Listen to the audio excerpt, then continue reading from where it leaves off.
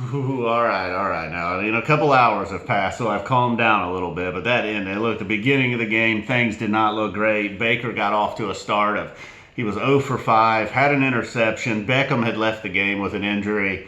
Things were not looking good. All through the Bengals had the lead in the first quarter. Although the Browns were able to get on the board, it looked like the way the Bengals were moving the ball on offense. Luckily, thank God, Myles Garrett once again forcing a fumble with a strip sack, another tip pass that led to an interception. So the Bengals had the lead, and they had a couple of turnovers, and it looked like they were just moving the ball at will. The Browns defense, I don't know, man. I do not. I know they've had a few injuries now start to pile up on them in the secondary, but outside of Myles Garrett, they're not getting any pressure. And at halftime, the Bengals still had the lead, although starting in the second half, and before, even before the start of the second half, Baker had gotten it going. After those first 5 incompletions, and I think he worked off 13 straight completions after that, hitting a little bit of everybody, ended up with 5 touchdown passes on the day. So then going into the fourth quarter, the Bengals still have the lead. Although the Browns had taken the lead at one point, the Bengals then come right back and score.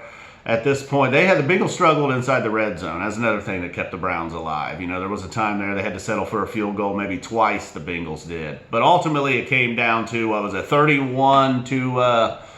31 to 27, I believe, was the score. The Bengals have the ball, and can Joe Burrow, the rookie, take it down the field, win the game for the Bengals? And it looked like he did. He took it down the field once again. The Browns were not able. They couldn't stop anybody. There was even a couple of penalties. One of them, a questionable penalty, goes against the Bengals. That couldn't even stop them. They pick up the first down after the setback. And this time, then I was a little bit happy. I was like, all right, now we're inside the red zone. A field goal does nothing for the Bengals. They need to get it in the end zone, score a touchdown. And of course, this time they did. I think Higgins at this point, on that final drive, Higgins may have left the game with an injury. Didn't matter because they put it right in the end zone. They take the lead with, I believe it was 1:06 left. Burrow celebrating over on the sideline. That was the one silver lining. I said, look, if they're going to score, I hope they just score right here on this play. Leave the Browns some time at least, And that's exactly what happened. They left them 1:06, although the Browns, Stefanski, very wise using his timeouts while Cincinnati had the ball, turned out to work out perfectly.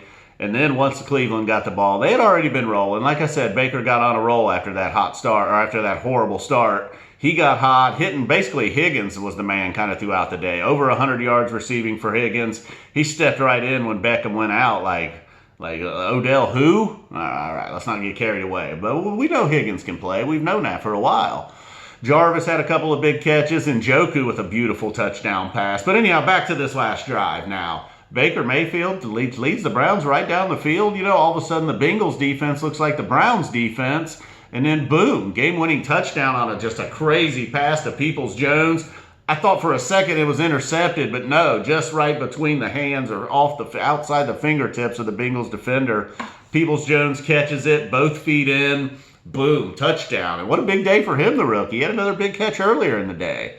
Far cry from his NFL debut where he was returning kicks and running into his own player, and then running out of bounds, and like when they needed the clock to continue to run, then getting offensive holding as a receiver. Though anyhow, horrible opening day for the rookie Peoples-Jones, and then boom, today, the game-winning touchdown. Left the Bengals absolutely no time. Well, they did leave them enough time for a Hail Mary. And even the Hail Mary is like, oh my God, man, I've seen the Browns lose a lot of ways. Oh, hey, looky there.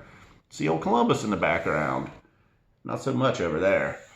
Anyhow, I like that. That's pretty cool. I don't know what that is. I don't think that's the Lebec Tower. Anyhow, distracted. Nobody cares about the back. What do we got over here? Yolanda Harris. Anyhow, so that was it. I'm glad I got through the game before the recap finally went afoul. And, obviously I was worried at points during this game. I'm still worried about the defense. Sheldon Richardson's out there doing everything he can. Denzel Ward, of course, he's still the man. And Myles Garrett. But other than that, they got to get a pass rush from somebody else. The linebackers, I know it's been a mix and match all year long, secondary injuries, but, they got to stop somebody. They can't just keep scoring 35, 37, 38 points every week. You see what happens when they don't against Pittsburgh and Baltimore. All right, guys. Early in the game, I was worried. I was staring at 4-3, back-to-back division losses, not sweeping the Bengals, questioning Stefanski. Nope, by the end of the game, it's like, hell yeah, Stefanski's the man. All right, guys, boom, we're out of here. We'll see you soon. I probably won't see you soon. See you in a week.